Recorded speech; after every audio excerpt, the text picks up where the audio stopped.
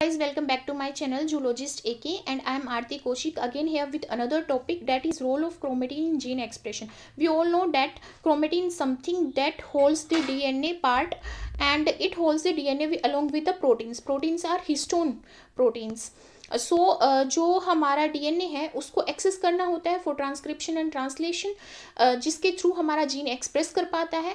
तो ये डिपेंड करता है कि क्रोमेटिन कितनी क्लोजली पैक किए हुए हैं हमारे डीएनए को, या लूजली पैक किए हुए हैं, ताकि हमारी जो ट्रांसक्रिप्शनल और ट्रांसलेशनल मशीनरी है वो एक्सेस कर पाए हमारे पर्टिकुलर सेगमेंट को. तो यहाँ पे मैं डिस्कस करूँगी कि क्रोमेटिन कैसे मेजर रोल प्ले करता है जीन एक्सप्रेशन में. But this is the part 1 of the topic, and in this I am going to focus on the position effect variation. Position effect variation जो है euchromatin and heterochromatin के through यहाँ पे create किया जाता है, जिसकी वजह से फिनोटिपिक वेरिएशन आती हैं. So if you like this video then please thumbs up, and if you have any query then write in the comment box given below. And thank you so much for clicking on my video. And if you find something different and my teaching suits you, then please subscribe to my channel. अगर मैं basics से शुरू करूं तो हमारा जो chromatin होता है वो बेसिकली क्या कंसिस्ट करता है, डीएनए को कंसिस्ट करता है. डीएनए रैप किया होता है यहाँ पे प्रोटीन्स के थ्रू. प्रोटीन्स होते हैं हिस्टोन प्रोटीन्स, ठीक है.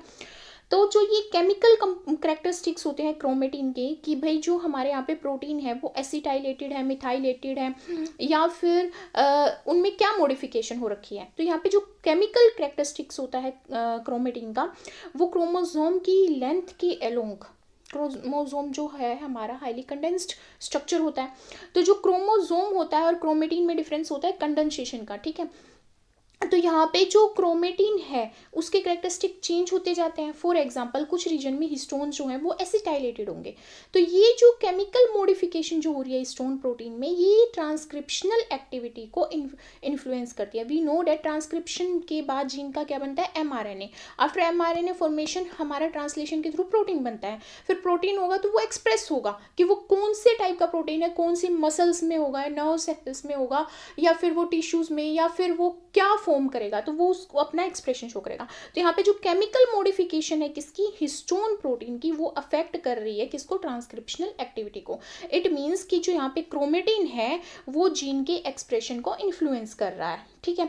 तो यहाँ पे जो पैकेजिंग प्रोटीन है, जो कि हमारे क्या होंगे, प्रोटीन हिस्टोन प्रोटीन्स होंगे, वो क्रोमेटिन की ऑर्गेनाइजेशन को अफेक्ट करते हैं और जीन रेगुलेशन में मेजर रोल प्ले करते हैं.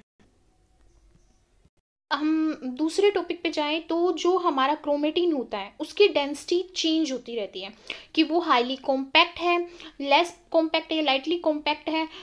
तो वो डेंसिटी जो चेंज हो रही है न्यूक्लियस के अंदर, क्योंकि we know that nuclei held are genetic material, तो वो क्या करता है, डिफरेंट स्टेनिंग क्रिएट करता है. जब हम स्टेन करते हैं सेल को to study the cell cycle and to study the chromosome, तो उस टाइम पे वो क्या करता है, डिफरेंटली स्टेन होते हैं क्रोमोसोम के कुछ सेक्शन, जिसको हम यूक्रोमेटिन एंड हेट्रोक्रोमेटिन नाम देते हैं.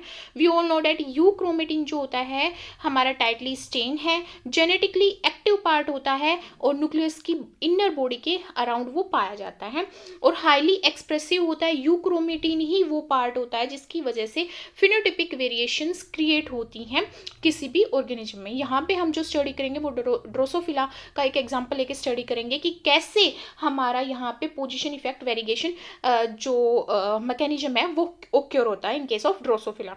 हेट्रोक्रोमेटिन की बात करें तो ये डीपली स्टेन होता है. डीपली स्टेन इस वजह से होता है क्योंकि ये कंडेंस्ड होता है, ठीक है. इसलिए जब ये कंडेंस्ड है तो ऑब्वियसली अगर कंडेंस है तो हमारा जो डीएनए है उस तक अप्रोच नहीं कर पाएगी हमारी ट्रांसक्रिप्शनल मशीनरी. इस वजह से ये जेनेटिकली इनएक्टिव रहेगा, क्योंकि जीन एक्सप्रेशन यहाँ पे नहीं हो पाएगा.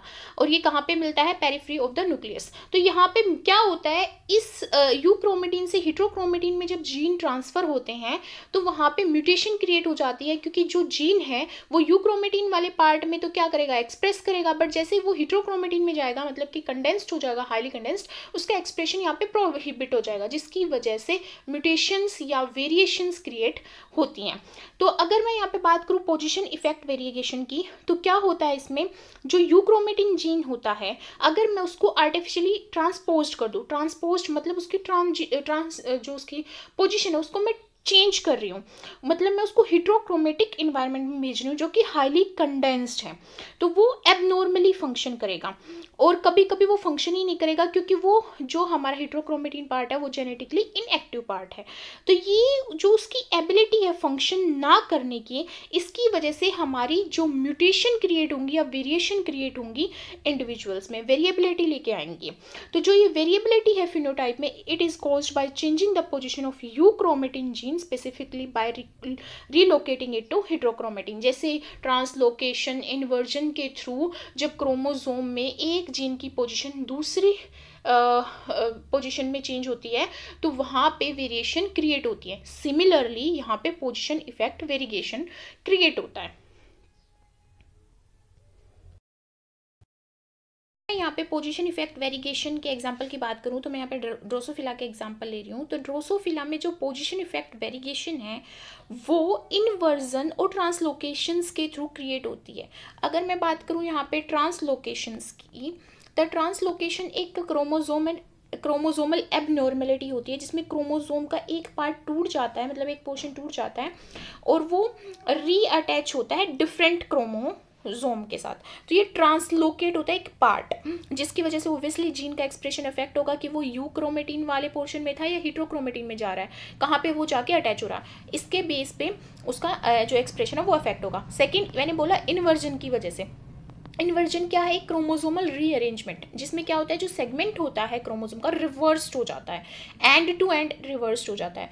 जैसे ये मेरा क्रोमोसोम है और ये मेरा क्रोमोसोम है, तो ये वाला जो पोर्शन है यहाँ पे चला जाएगा, ये वाला यहाँ पे चला जाएगा, तो ये इन्वर्जन क्रिएट कर रहा है। ठीक है, वो एंड टू एंड इन्वर्ट हो रहा है। ये किस में होता है? जब एक सिंगल क्रोमोसोम में ब्रेक होता है और रीअरेंजमेंट होती है। पर ट्रांसलोकेशन में क्या है, वो डिफरेंट क्रोमोसोम में जा रहा है। ठीक है, इसकी वजह से यहाँ पे म्यूटेशन एंड वेरिएशन क्रिएट होती हैं। तो यहाँ पे हम एग्जांपल ले रहे हैं वाइट मोल्टेड एलील का,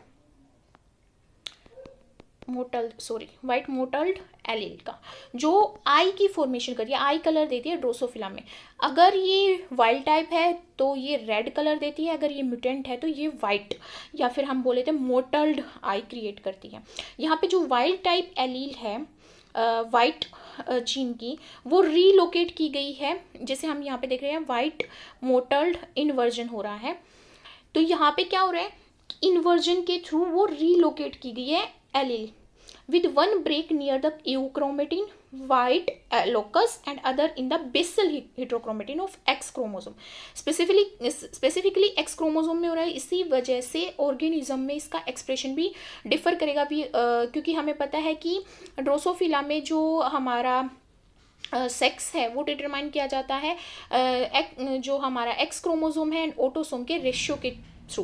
तो यहाँ पे जो आई का कलर है वो भी डिपेंड करेगा, क्योंकि यहाँ पे नंबर ऑफ एक्स क्रोमोसोम और जो एक्स क्रोमोसोम में एक्सप्रेशन है वो यहाँ पे डिफर होगा, क्योंकि आइदर वो मेल है या फीमेल है, ठीक है, या मेटा फीमेल है, या फिर उसके बेस पे यहाँ पे आई कलर डिफाइन किया जाएगा।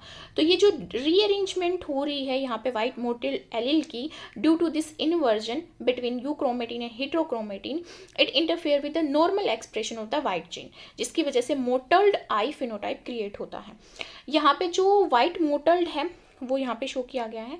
ये पोजीशन शो की गई है एक क्रोमोसोम की कि यूक्रोमेटिन वाला पार्ट है, ये राइबोसोमल डीएनए है 4 मेगा बेस पेयर और ये सेट 3 है। यहाँ पे जैसे वाइट मोटल्ड इन्वर्जन होता है ऐसे ही नोच जो हमारा सिग्नलिंग प्रोटीन है उसका यहाँ पे भी एक्सप्रेशन अफेक्ट होता है due to this inversion process, और वो भी हमारा यहाँ पे पोजीशन इफेक्ट वेरिएशन क्रिएट करता है। तो यहाँ पे क्या कह सकते हैं हम कि जो वाइट मोटल्ड जो हमारा जीन है वो यहाँ पे इन्वर्जन पोजीशन की वजह से जक्स्टा पोजीशन, मतलब उसकी जो पोजीशन है वो चेंज हो गई है, जिसकी वजह से वो वाइल्ड टाइप से म्यूटेंट टाइप में कन्वर्ट हो गया। अगर मैं यहाँ पे लेफ्ट की बात करूँ तो ये लेफ्ट यहाँ पे मोटल्ड आई शो कर रहा है due to silencing of white gene, and right की बात करूँ तो ये wild type red adult eye है जो कि यहाँ पे नॉर्मल एक्सप्रेशन से क्रिएट हुई है। So this was all about the position effect variation. Hope you do like this video, and if you like this then please thumbs up, and if you want to know something more and if you have any query then please comment in the comment box given below. I will definitely try to solve your queries. Thank you so much again.